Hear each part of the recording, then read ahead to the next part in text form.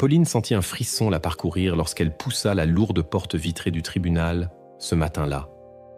Le ciel était chargé de nuages gris et l'air humide semblait peser sur ses épaules comme un présage funeste.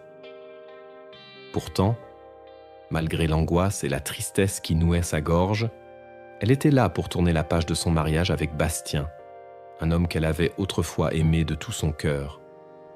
Les procédures administratives et les derniers formulaires à signer n'étaient plus qu'une formalité, la toute dernière étape qui marquerait la fin officielle de leur union. Son alliance, qu'elle avait retirée la veille pour la ranger dans un tiroir, laissait désormais un léger cercle pâle autour de son annulaire, souvenir discret mais insistant de ce qu'elle avait perdu. Il y a quelques années, elle n'aurait jamais imaginé que son grand amour se briserait ainsi. Bastien était bel homme, charismatique, et il avait su la faire rêver dès leur première rencontre. Leur idylle, débutée au détour d'une salle d'exposition de peinture contemporaine, s'était épanouie autour de longs dîners romantiques, de voyages improvisés et d'une promesse commune de bâtir un avenir solide. À l'époque, il y avait cette certitude, presque candide, qu'ils avanceraient la main dans la main, indéfectiblement unis. Pourtant, la réalité avait fini par fissurer leurs espoirs.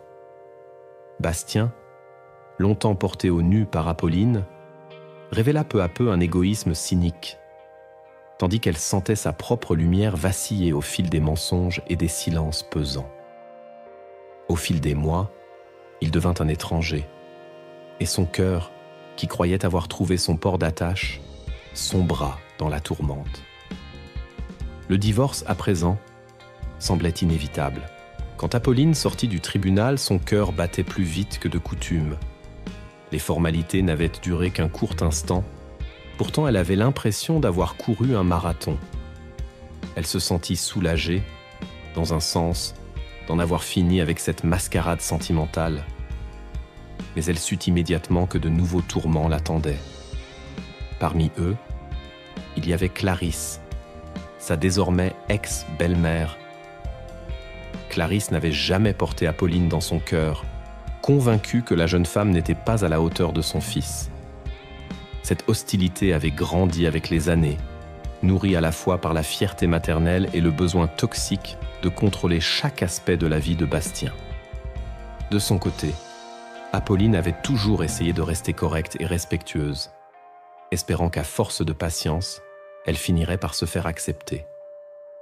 Mais à présent qu'elle se tenait devant la grille du jardin familial, elle sentait une colère sourde l'envahir, comme si toutes les injustices accumulées cherchaient un exutoire. La maison, imposante et austère, était celle que Bastien et elle avaient entrepris de rénover ensemble. Apolline y avait investi beaucoup de son temps, de son énergie et de ses économies, rêvant d'y fonder un foyer chaleureux. Elle s'était attachée à chaque pièce, à chaque recoin, à chaque jardin suspendu qu'elle avait imaginé pour cultiver des herbes aromatiques.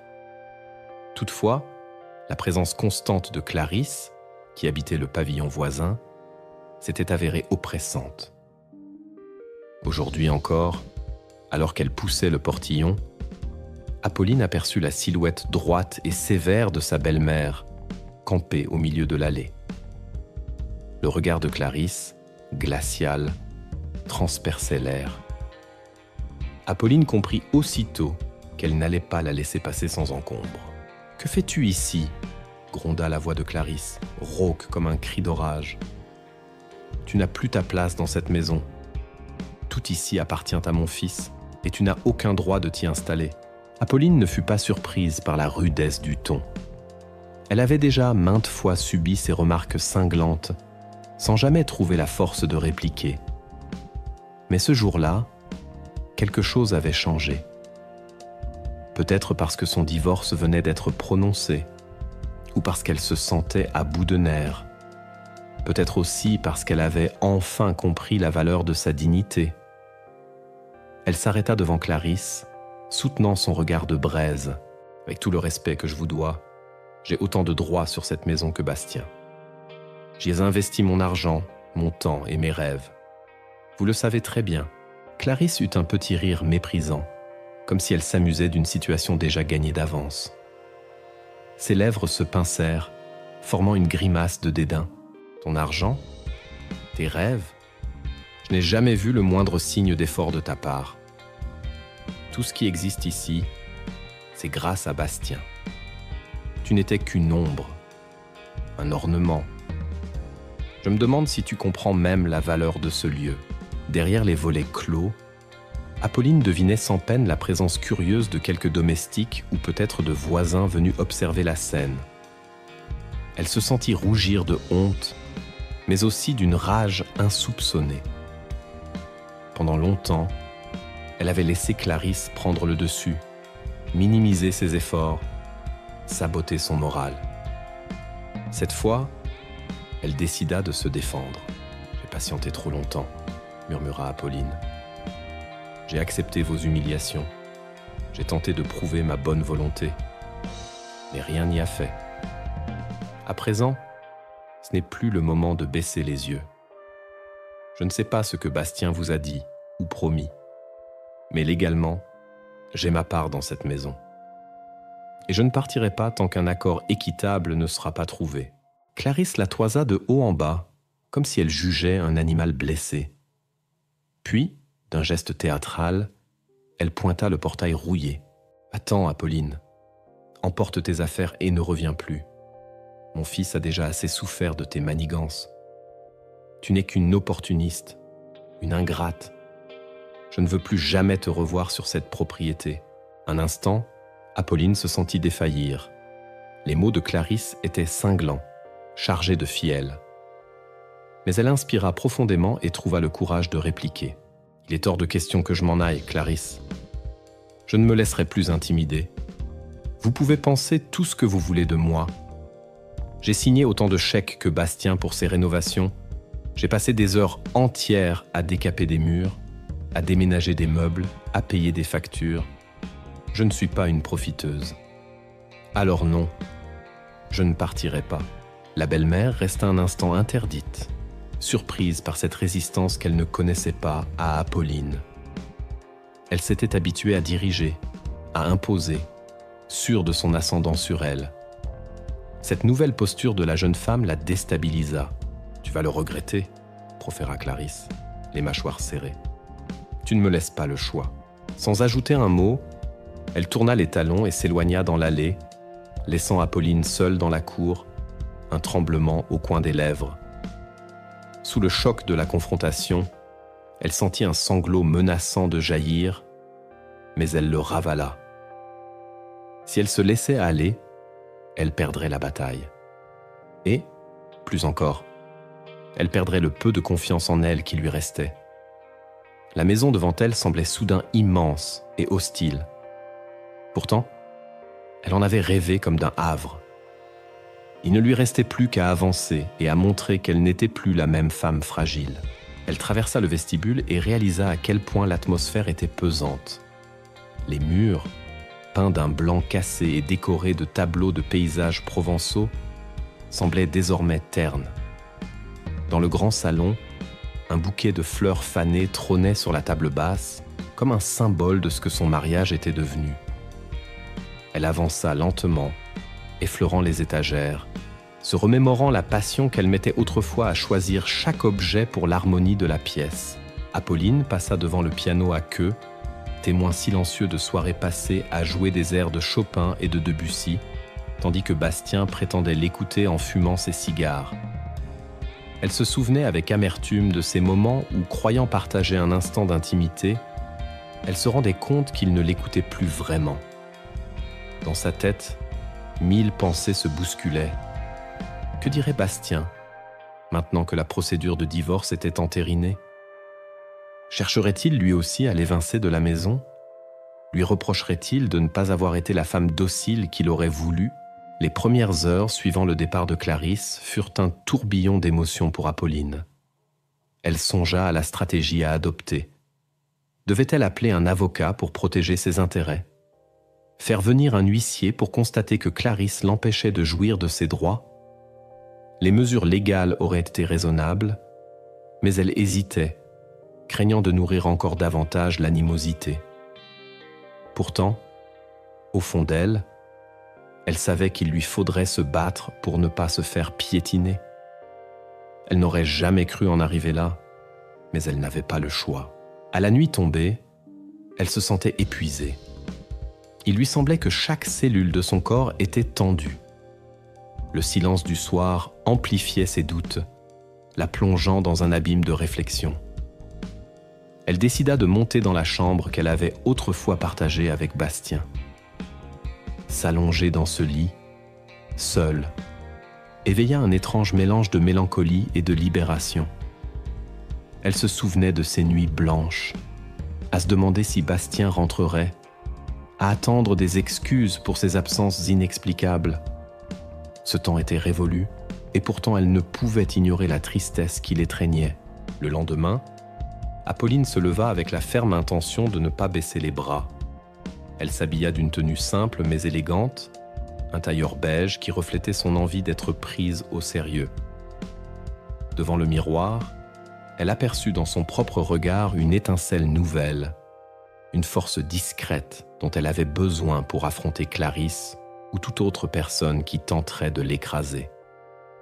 Elle savait que tout se jouerait dans cette journée ou dans les jours suivants. L'important était de montrer sa détermination. En descendant l'escalier, elle remarqua la lumière du matin qui baignait le hall d'entrée d'une teinte dorée. Cela aurait pu être beau, presque poétique, si l'ambiance n'avait pas été entachée par l'hostilité ambiante. Le téléphone sonna. Elle hésita un instant avant de décrocher. C'était Corinne, une amie proche, qui l'appelait pour savoir comment s'était passée l'audience. Apolline la remercia d'un ton las, puis lui raconta brièvement l'altercation avec Clarisse. Sur le point de fondre en larmes, elle s'interrompit et adressa un sourire triste au combiné, comme si son amie pouvait le voir. Elle n'avait pas envie de s'apitoyer, encore moins de décharger sur quelqu'un d'autre. Elle devait se défendre seule, gagner ce respect qu'on lui refusait depuis si longtemps. Après avoir raccroché, Apolline avala rapidement un café noir, se rappelant qu'elle n'avait presque rien mangé la veille. Son estomac était noué, mais elle devait tenir. Elle prit quelques dossiers rangés dans un carton. C'étaient des preuves de toutes les transactions financières liées à la rénovation de la maison. Factures, relevés bancaires, photos des travaux réalisés. Chaque page témoignait de son investissement personnel. Elle espérait pouvoir s'en servir si Clarisse ou Bastien tentaient de la chasser sans compensation. En rassemblant ces documents, Apolline revit défiler des souvenirs. Bastien, un marteau à la main, en train d'abattre un vieux mur avec enthousiasme, elle-même recouverte de poussière, riant aux éclats lorsque ce mur s'était écroulé un peu trop vite. La joie de choisir ensemble les carreaux de la salle de bain, les luminaires, la couleur des murs. Et maintenant, ce n'était plus qu'un champ de ruines affectifs. La tristesse se mêlait à la rancune. Elle se demandait si un jour, elle trouverait la paix intérieure. Elle se résolut néanmoins à avancer. En fin de matinée, un bruit de moteur à l'extérieur la fit sursauter. Elle se pencha à la fenêtre et vit Clarisse arriver, accompagnée de deux hommes qu'elle ne connaissait pas. Ils semblaient robustes et porteurs des expressions fermées. Son instinct lui souffla qu'ils étaient là pour la faire déguerpir manu militari, ou au moins pour lui faire peur. Son cœur tambourina contre sa poitrine. Elle replaça ses dossiers sur la table basse du salon, les gardant à portée de main au cas où il lui faudrait prouver ses droits. Clarisse frappa violemment à la porte, sans même prendre la peine de sonner. Quand Apolline ouvrit, elle se retrouva face à ce regard de glace qui la jugeait et l'accusait depuis des années. Derrière Clarisse, les deux hommes restaient impassibles, comme deux colosses prêts à exécuter les ordres. « J'espère que tu as fait tes valises, » gronda Clarisse, « car je ne te laisserai pas rester ici plus longtemps. » Apolline sentit la colère se réveiller en elle, mais elle serra les dents pour garder son sang-froid. Puis, d'une voix qu'elle voulut ferme, elle déclara « Je n'ai aucune intention de partir. Si vous souhaitez m'expulser, Il faudra que vous en assumiez les conséquences légales. J'ai toutes les preuves pour démontrer que je suis copropriétaire. » Clarisse esquissa un sourire condescendant. « Tu n'as rien, ma pauvre fille. Ton nom n'apparaît sur aucun acte définitif. Bastien m'a assuré que tout était à lui. Tu n'es qu'une intruse, et ces messieurs se chargeront de te mettre dehors. » Apolline fronça les sourcils en l'entendant mentionner l'acte définitif. Bastien aurait-il trafiqué les documents ou fait en sorte que son nom à elle soit effacé? Elle sentit sa bouche devenir sèche, mais elle ne pouvait reculer. Serrant les poings, elle lança « Je suis prête à défendre mes droits devant la justice. » Je te préviens, Clarisse. Si vous posez la main sur moi ou si vous touchez à mes affaires, je porterai plainte pour violation de domicile. Et si Bastien a falsifié quoi que ce soit, je le poursuivrai également. Un voile de fureur traversa le visage de Clarisse. Les deux hommes derrière elle se regardèrent, semblant s'interroger sur la meilleure marche à suivre. Tout le monde resta silencieux quelques instants, comme suspendu à un fil qui menaçait de rompre. Apolline respira à fond, tentant de calmer les battements affolés de son cœur. L'issue de la confrontation était incertaine et la tension presque insoutenable. Enfin, l'un des hommes, visiblement moins à l'aise que l'autre, glissa un mot à l'oreille de Clarisse. Cette dernière parut hésiter. Probablement qu'ils n'avaient pas envie d'attirer la police dans leurs affaires, ni de provoquer un scandale public. Clarisse, cependant, semblait déterminée à avoir le dernier mot. « Très bien, » finit-elle par déclarer d'un ton cinglant. « Tu as gagné un sursis. Mais crois-moi, Apolline, tu n'as pas idée de ce dont je suis capable. Ne t'endors pas sur tes lauriers. Bastien ne te laissera pas garder cette maison, et moi non plus. » Sur ces mots, elle tourna les talons, suivie de ses deux acolytes, qui jetaient encore des regards en biais à Apolline. Une fois de plus, le silence revint, lourd et menaçant. Apolline ferma la porte, son esprit en ébullition. Toute sa vie, elle avait fui les conflits, optant pour la conciliation. Aujourd'hui, on la poussait dans ses derniers retranchements. Elle réalisa qu'elle n'était plus disposée à se taire, à subir les humiliations. Cette maison représentait plus qu'un simple bien matériel.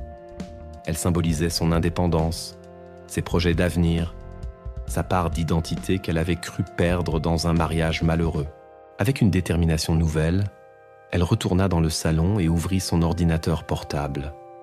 Elle tapa le numéro d'un avocat qu'on lui avait recommandé, la gorge encore serrée d'appréhension, mais le regard brûlant de volonté. Il était temps d'affronter la situation de front et de ne plus jamais être la femme silencieuse qu'on piétine. Le lendemain, le soleil se leva sur une maison en apparence tranquille, tandis qu'Apolline émergeait d'un sommeil perturbé par des rêves confus. Elle avait passé la nuit à ressasser chaque mot prononcé par Clarisse, chaque menace voilée ou explicite, et elle savait qu'elle devait désormais se préparer à un affrontement plus dur. Devant la fenêtre de sa chambre, elle observa le jardin que Bastien et elle avaient conçu autrefois, dans l'euphorie de leur début.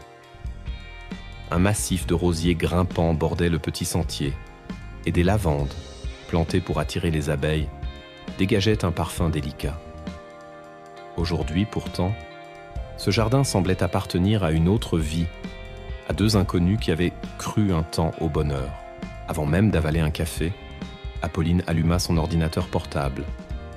Elle voulait envoyer un email à l'avocat qui lui avait promis un rendez-vous prochainement afin de lui donner plus de détails sur la situation. Les mains tremblantes, elle rédigea un résumé de ce qui s'était passé la veille. L'irruption de Clarisse accompagnée de deux hommes, la menace d'être expulsée de force et l'existence probable de documents falsifiés. Elle termina son message sur une note déterminée, exprimant sa volonté de défendre ses droits, coûte que coûte. Une fois l'email envoyé, elle poussa un soupir mêlé de peur et de soulagement. Au moins, elle n'était plus seule.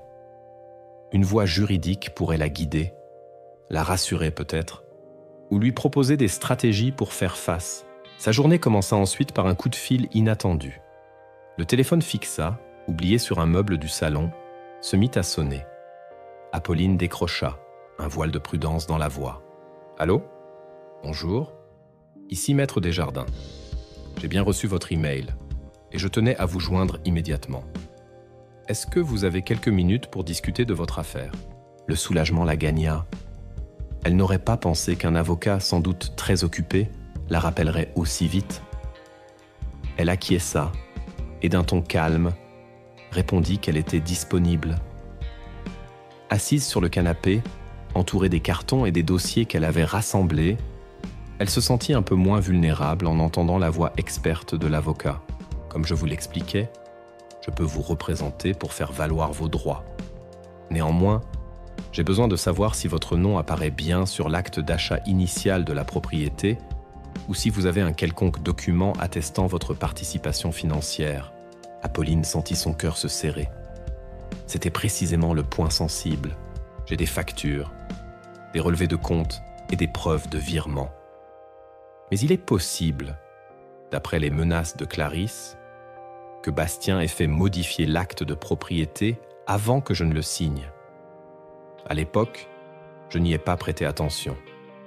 J'avais confiance en lui. Je crains que mon nom n'y figure pas comme il se doit. Un silence suivit, durant lequel Apolline eut l'impression que Maître Desjardins cherchait ses mots. Puis il reprit d'une voix plus grave. « Si votre nom n'apparaît pas, la défense sera plus délicate, mais pas impossible. Vous aurez besoin de prouver votre participation active et financière. Nous pouvons engager une procédure pour contester la validité d'un acte si vous suspectez une fraude. Quoi qu'il en soit, ne partez surtout pas de la maison tant que rien n'est officialisé. Si vous quittez volontairement les lieux, il sera plus difficile de faire valoir que vous en êtes copropriétaire. » Apolline le remercia chaleureusement, prenant soin de noter les recommandations. Rester dans cette maison qui lui inspirait autant de rancœur n'était pas un choix facile, mais elle comprenait l'importance stratégique de ne pas la quitter. Après avoir raccroché, elle s'octroya quelques instants pour respirer. Sa vie ressemblait à un champ de bataille. Elle devait s'armer de courage et de sang-froid. En fin de matinée, elle décida de parcourir les différentes pièces de la maison, à la recherche de tout document ou contrat susceptible de renforcer sa cause. Au fond d'un placard, elle retrouva d'anciens courriels échangés avec l'architecte, détaillant leurs réunions, leurs devis, et même des esquisses signées par elle et Bastien. Ces esquisses mentionnaient l'idée d'aménager une serre pour que sa passion des plantes exotiques puisse s'épanouir. Elle se souvenait de son enthousiasme à l'époque, de la fierté qu'elle éprouvait à participer activement à la conception de leur foyer. Revoir ces preuves lui mit un léger baume au cœur. Elle tenait là des éléments tangibles qui montraient son implication. À mesure qu'elle avançait dans sa fouille méthodique, Apolline ne pouvait s'empêcher de repenser à toutes les fois où elle s'était tue face aux remarques de Clarisse. Comme lorsque celle-ci s'était moquée de son choix de couleur pour la cuisine, ou encore quand elle avait critiqué sa façon de recevoir des invités. Bastien, souvent, n'intervenait pas, ou alors il souriait à moitié, comme s'il assistait à un spectacle divertissant. Aujourd'hui, Apolline regrettait de ne pas avoir affirmé ses positions plus tôt, de ne pas avoir défendu ses goûts ou ses idées avec la force qu'elle déployait désormais. Mais le passé ne se réécrivait pas. Vers midi, la sonnette de la porte retentit. Le cœur d'Apolline bondit dans sa poitrine. Elle laissa de côté les dossiers et s'approcha prudemment. En ouvrant la porte, elle découvrit sa voisine, Anne, une femme d'une quarantaine d'années, qui lui adressait un sourire compatissant. « Apolline, je suis désolé de m'immiscer, mais j'ai entendu dire que Clarisse te causait des ennuis. Je voulais juste m'assurer que tu vas bien. » Anne et Apolline n'étaient pas particulièrement proches, mais elles avaient parfois échangé quelques banalités lors de barbecues de quartier. L'inquiétude sincère dans les yeux d'Anne émut Apolline. « Merci, Anne. Je fais de mon mieux, mais la situation est compliquée. Clarisse essaie de me faire partir, et Bastien pourrait soutenir ses démarches. » Anne hocha la tête avec compassion. « Si tu as besoin d'un endroit où te réfugier momentanément, ou juste de quelqu'un à qui parler, je suis là. Je me doute que ce n'est pas facile. Apolline la remercia, touchée par cette proposition. Elle refusa poliment, expliquant qu'il valait mieux qu'elle ne quitte pas la maison. Anne acquiesça et, avant de s'en aller, lui tendit un petit sac en papier. « Je t'ai apporté quelques madeleines faites maison. » Je me suis dit que ça pourrait te remonter un peu le moral. Un sourire, un vrai, illumina brièvement le visage d'Apolline. « Merci, tu es adorable. » Lorsque la porte se referma, elle posa le sac sur la table du salon. Un parfum sucré se répandit dans la pièce, rappelant que la gentillesse existait encore dans ce monde. Cependant, elle se doutait que Clarisse ne tarderait pas à revenir à la charge. Elle savait aussi que Bastien, malgré leur divorce, avait conservé un double des clés et qu'il pouvait se présenter à tout moment. Cette perspective la rendait nerveuse, mais elle tâchait de transformer cette angoisse en vigilance. L'après-midi s'écoula dans une relative accalmie. Apolline profita du répit pour prendre des notes précises sur les dépenses qu'elle avait engagées. Chaque euro serait utile pour appuyer sa défense. Elle prépara également une lettre adressée à Bastien, qu'elle comptait lui remettre en main propre ou envoyer par courrier recommandé s'il ne se présentait pas. Elle y expliquait les raisons pour lesquelles elle refusait de quitter la maison et elle réclamait un partage équitable du bien. À la nuit tombée, la fatigue lui pesa de nouveau. Elle se laissa aller dans un vieux fauteuil, incapable de trouver l'énergie de cuisiner. Le silence environnant la plongea dans ses souvenirs, la faisant osciller entre remords et espoir. Il y eut un moment où elle se dit qu'elle aurait peut-être dû être plus conciliante, qu'elle aurait pu éviter cette guerre ouverte en se satisfaisant d'un départ sans heurts. Mais aussitôt, elle chassa cette pensée. Se soumettre aurait signifié renoncer à tout ce qu'elle avait bâti. Ce n'était plus envisageable. Plus tard, alors qu'elle s'apprêtait à gagner sa chambre, elle entendit un bruit de pas sur le gravier devant la maison. Son cœur se serra de nouveau. Elle jeta un coup d'œil par la fenêtre, reconnaissant sans peine la silhouette élancée de Bastien. Il portait sa veste en tweed qu'elle lui avait offerte lors d'un anniversaire, dans un temps qui lui paraissait déjà lointain. Bien qu'il soit désormais officiellement divorcé, son arrivée en pleine nuit n'avait rien de rassurant. Apolline décida de l'accueillir sur le perron afin d'éviter qu'il ne pénètre chez elle comme un voleur. Lorsqu'elle ouvrit la porte, Bastien se tenait déjà là, le regard sombre, une mallette en cuir à la main. Les premiers mots qu'il prononça furent abrupts. « On m'a rapporté que tu es encore ici, dans une maison qui ne t'appartient pas. Je suppose que ma mère est déjà passée pour te le rappeler. » La colère bouillonna dans les veines d'Apolline, mais elle garda un calme apparent. « Je ne suis pas disposé à partir, Bastien. Tu le sais. Je ne te ferai pas l'affront de te rappeler tous mes apports financiers et personnels. J'ai le droit d'être ici, tant qu'un accord équitable n'a pas été trouvé. » Il eut un rictus. « Équitable ? Tu as déjà eu beaucoup, Apolline. Ne me dis pas que tu espères encore tirer profit de cette situation. Tu n'as ni acte de copropriété, ni aucun document valide. » Apolline sentit son estomac se nouer en entendant ces mots. Elle se demanda un instant si l'avocat ne se trompait pas, si elle n'était pas complètement vulnérable. Mais elle refusa de se laisser intimider. « Tu as falsifié les documents, c'est ça ?» avoua-t-elle à mi-voix. « Je suis au courant de tes petits arrangements, Bastien. Je sais que tu es capable de manipuler les notaires ou les banques. » Il laissa échapper un rire froid, presque métallique. « J'ai simplement fait en sorte de protéger mes intérêts. Est-ce qu'on peut vraiment me le reprocher ? Pour toi, c'était juste un passe-temps, cette maison. Tu t'amusais à choisir des meubles, des bibelots, pendant que je gérais les vrais problèmes. Ne minimise pas mon rôle. J'ai consulté des architectes. J'ai avancé de l'argent lorsque tu en manquais. J'ai supervisé des travaux alors que tu étais en déplacement. Ne fais pas comme si je n'avais servi à rien. » Le regard de Bastien s'obscurcit. Pendant un instant, Apolline crut y voir passer un éclair de culpabilité, ou peut-être de regret. Mais il se referma aussitôt. « Je te laisse 2 jours, pas plus, » déclara-t-il. « Trouve un autre endroit où loger, ou alors négocions un prix dérisoire pour ta part prétendue. Dans le cas contraire, attends-toi à un procès qui te coûtera plus cher que ce que tu recevrais. » Sans attendre de réponse, Il se détourna et partit à grands pas, comme pour ne pas montrer la moindre faiblesse. Apolline, interdite, le suivit du regard depuis le perron. L'entendre parler de prix dérisoire la révoltait. Il voulait donc se débarrasser d'elle au plus vite, au meilleur prix. Une sourde détermination naquit en elle. Elle referma la porte, puis s'adossa un instant contre le battant, la respiration haletante.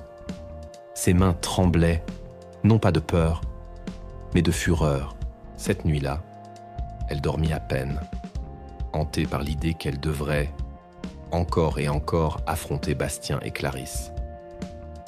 Pourtant, au petit matin, une nouvelle impulsion la saisit.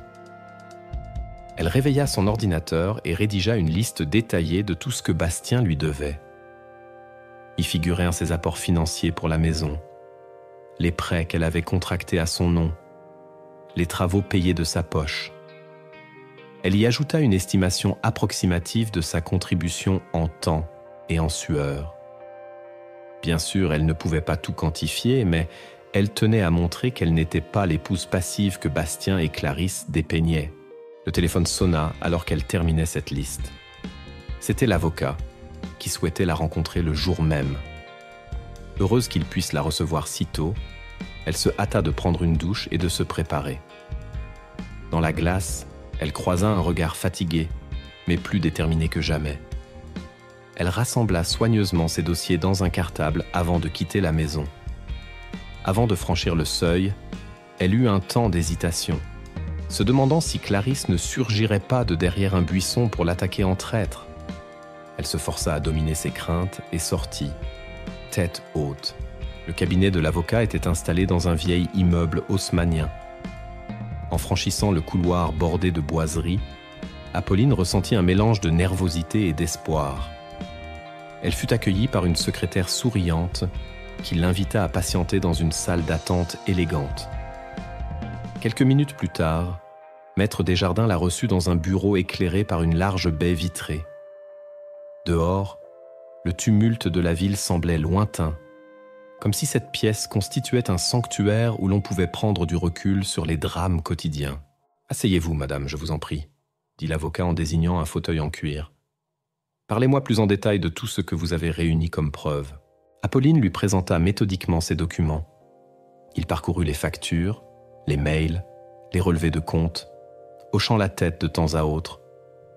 Elle le vit prendre des notes sur un carnet, annoter certains points, consulter un ouvrage de droit sur une étagère. Au bout d'une demi-heure, il se tourna vers elle, l'air grave. « J'ai bien conscience de l'injustice de votre situation. Malheureusement, si Bastien a réussi à contourner la loi, il faudra prouver qu'il y a eu manipulation ou faux. Cela peut prendre du temps, et votre adversaire ne vous fera pas de cadeau. D'autant plus que vous êtes désormais divorcé, donc vous n'êtes plus protégé par certaines dispositions légales réservées aux couples mariés. Et donc, je n'ai aucune chance ? Demanda Apolline, la voix tremblante. Je n'ai pas dit cela. Vous avez des éléments solides qui montrent que vous avez participé aux travaux et au financement. Le juge devra en tenir compte. Cependant, il faudra être patiente et tenir bon. Votre ex-belle-mère fera tout pour vous déstabiliser. Apolline baissa les yeux. Elle s'attendait à ce discours, mais l'entendre prononcer à voix haute la rendait encore plus anxieuse. Pourtant, elle ne céda pas à la panique. Elle avait déjà trop souffert pour abandonner maintenant. « Je refuse de quitter la maison », confia-t-elle. « Si je pars, je sais qu'ils feront disparaître mes effets personnels et toutes les preuves matérielles de mon investissement. » « Et vous avez raison, » répondit l'avocat. « Ne lâchez rien. Je vais entamer les démarches nécessaires pour déposer une requête devant le tribunal compétent. Nous demanderons également des mesures conservatoires pour éviter que Bastien ne vende le bien ou ne le mette sous hypothèque. » Un frisson d'espoir traversa Apolline. Elle acquiesça, remerciant l'avocat pour son soutien. Avant de partir, elle régla la première provision d'honoraires, consciente que cette bataille serait aussi coûteuse. En sortant, elle sentit tout de même un poids s'alléger. Elle n'était plus seule, et elle avait désormais une stratégie. Sur le chemin du retour, elle fit un détour par une boulangerie pour s'acheter un sandwich et un café. Assise à une table, elle prit quelques instants pour réfléchir.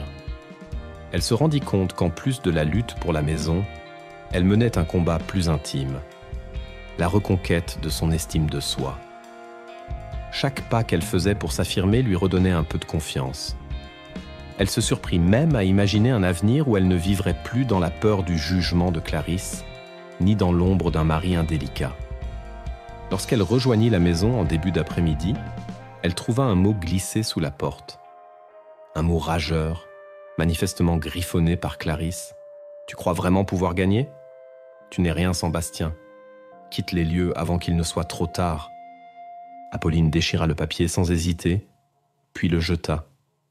Elle se promit intérieurement que plus jamais elle ne laisserait Clarisse la diminuer. Les menaces à demi-mot étaient brossées pour elle, la preuve que sa belle-mère se sentait en position de force. Or, Apolline était bien décidée à renverser cette dynamique. Elle passa le reste de la journée à réorganiser ce qui lui servait de bureau improvisé dans une petite pièce au rez-de-chaussée. Des classeurs étiquetés factures, devis, photos, contrats recouvrèrent la table et elle triait chaque document avec méticulosité. Dehors, le vent agitait les cimes des arbres et la lumière dorée d'un crépuscule automnal filtrait à travers les fenêtres. Dans un autre contexte, elle aurait pu trouver la scène romantique, mais pour l'heure, elle se concentrait sur la préparation de son dossier. Le soir venu, elle eut la visite de Corinne, son amie, qui portait un grand sac contenant des boîtes en plastique. « Je t'ai apporté de quoi manger pour quelques jours. Je sais que tu dois avoir la tête ailleurs, » dit-elle avec un sourire chaleureux. Apolline l'accueillit avec soulagement. La perspective de cuisiner lui paraissait insurmontable dans ce climat pesant. Corinne déposa les plats dans la cuisine, puis s'installa à la table, l'écoutant avec attention raconter sa rencontre avec l'avocat et les menaces de Bastien. « Tu as tout mon soutien », affirma Corinne en serrant la main d'Apolline. « C'est dingue. Je n'aurais jamais cru Bastien et sa mère aussi odieux. »« Moi non plus, » murmura Apolline. « C'est comme s'il s'était transformé en personne que je ne reconnais plus. » Elle sentit les larmes lui monter, mais elle les retint. Il était vain de pleurer sur le passé. Plus tôt elle accepterait la nature de Bastien, plus tôt elle pourrait se reconstruire. Corinne resta un moment à la réconforter, puis repartit en l'encourageant à tenir bon. Après son départ, Apolline eut un moment de flottement. La nuit enveloppait désormais la maison d'une obscurité feutrée. Elle ressentit un léger malaise, comme si chaque ombre pouvait cacher le regard inquisiteur de Clarisse. Pourtant, elle se força à ne pas céder à la paranoïa. Elle ferma les volets, vérifia les serrures et s'enferma dans sa chambre. Allongée sur le lit, elle fixa le plafond, écoutant le silence. Jamais elle n'aurait imaginé se retrouver un jour dans cette situation. Cette demeure, qu'elle avait rêvée comme un cocon familial, se transformait en forteresse assiégée. Mais elle s'accrocha à l'idée qu'à travers cette épreuve, elle renonçait à son ancien rôle de femme soumise aux désirs et aux caprices d'autrui. C'était dur, épuisant, mais nécessaire. Elle se replongea dans ses pensées, repassant les menaces de Bastien, la fureur de Clarisse et les conseils de Maître Desjardins. Elle savait qu'une confrontation frontale aurait bientôt lieu. Peut-être Bastien tenterait-il un coup de force, en venant avec la police ou un huissier. Peut-être Clarisse mobiliserait-elle d'autres gros bras, mais Apolline se sentait prête à les affronter. Elle se répéta intérieurement que la peur devait désormais céder le pas à la fermeté. La nuit s'étira sans qu'elle ferme l'œil. Pourtant, au petit matin, elle se leva avec une énergie inattendue. Elle se prépara un thé, mangea un croissant réchauffé au four, puis révisa mentalement les arguments qu'elle pourrait avancer si quelqu'un tentait de la faire partir ce jour-là. Son cartable était prêt, ses dossiers classés et son téléphone chargé. Elle se sentait comme un soldat avant la bataille, résigné mais combatif. En fin de matinée, un véhicule noir pénétra dans la cour, soulevant un nuage de poussière. Le bruit du moteur se tut brusquement et la porte claqua. Par la fenêtre, Apolline reconnut Bastien. Il n'était pas seul. Un homme en costume sombre l'accompagnait, probablement un avocat ou un huissier. Le moment de vérité approchait. Apolline prit une inspiration profonde et sortit pour les accueillir. Elle découvrit alors l'expression sévère de l'homme en costume, tandis que Bastien adoptait un air faussement détendu. « Madame, je me présente, maître Renard », clama l'inconnu. « Je suis ici pour constater que vous occupez illégalement le domicile de mon client, monsieur Bastien. Je vous somme de le quitter immédiatement, sous peine de poursuite judiciaire. » Bastien, les bras croisés, affichait un sourire victorieux, comme s'il savourait déjà la défaite d'Apolline. Celle-ci leva le menton et répondit d'une voix froide « Vous vous trompez, maître. Je ne suis pas ici illégalement. J'ai moi aussi des droits et un avocat pour m'en défendre. Vous pouvez le contacter si vous voulez vérifier. » Elle tendit la carte de visite de maître Desjardins à l'homme en costume.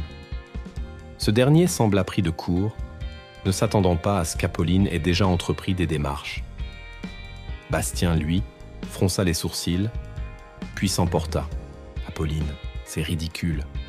Nous sommes divorcés et cette maison m'appartient. Tout le monde le sait.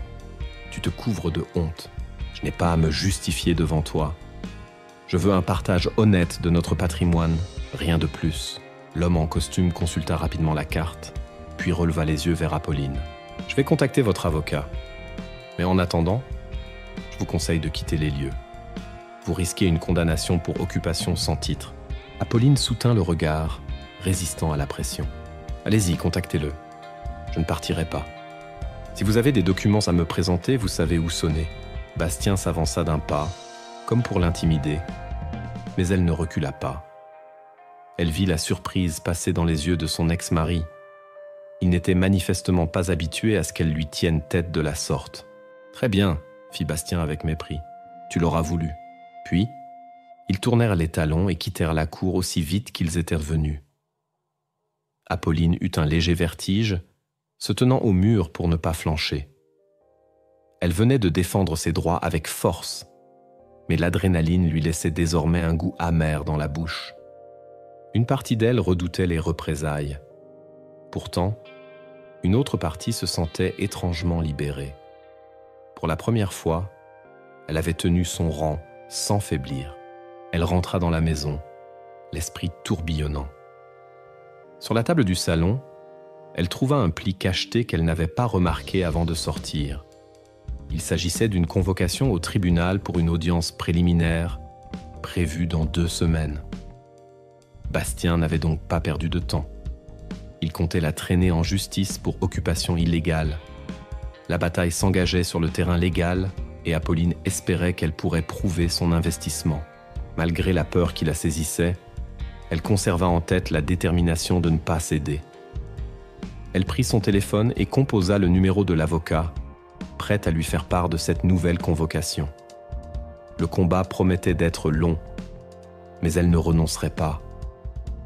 Au fond d'elle, elle sentait grandir la conviction que cette épreuve la transformerait et qu'au bout du chemin, elle deviendrait la femme forte et indépendante qu'elle avait toujours rêvé d'être